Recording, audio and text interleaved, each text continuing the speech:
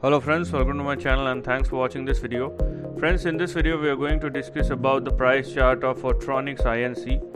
Now I have covered this stock in the month of March 2022 and since then the stock has already moved like 20 and 30%, but it is not about the 20 and 30% which it has given, but it's about the big move and the kind of potential the price trend is showing right now.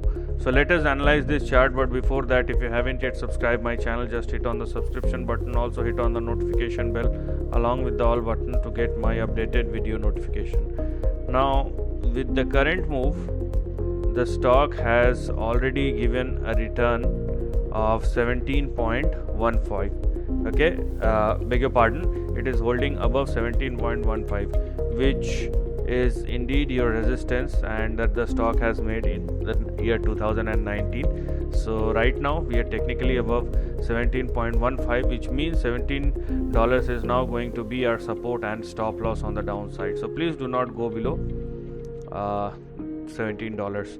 So this is going to be very crisp as far as your support and stop loss is concerned. You need not to lose much, you just need to make sure that the stock is trading above 17.15. now looking at the next couple of targets, there are target and then there is an big opportunity, right? And that's why it looks so interesting. So what do we have here as far as our next two targets are concerned? They will be 25.88 and 27.6, and after 27.66 you have three more to look at, and they will be 35.6, and then you have 39.6 and your big target of $47. Now right now we don't want to go beyond 47 for a simple reason that this was your biggest resistance in the year 2000, and if the stock crossed 47 or 48 it will be a big breakout. So we have to reanalyze the trend again, but right now these are some of the targets, okay, and the trend is quite intact. There is no disturbance in the trend. That's the most important thing.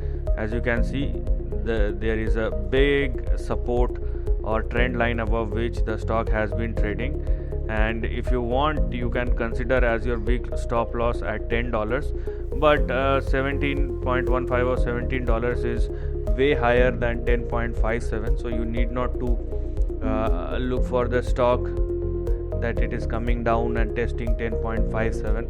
don't do that. If somebody had is completely blank, he or she don't have a position, they may look 10.5 or $10 as a point of reference or a buying zone, but those who already have position, they may focus on 17.15 or $17 or whether the stock is holding above that level or not, and if it is, then we have our range which is open from 25 to 47, and beyond 47, as I told you, we will reanalyze it again, because the next move after 47 is going to be very big, and that's why we'll definitely going to reanalyze it again.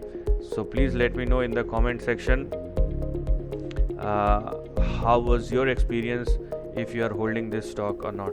So this is the end of the video. Thanks for watching.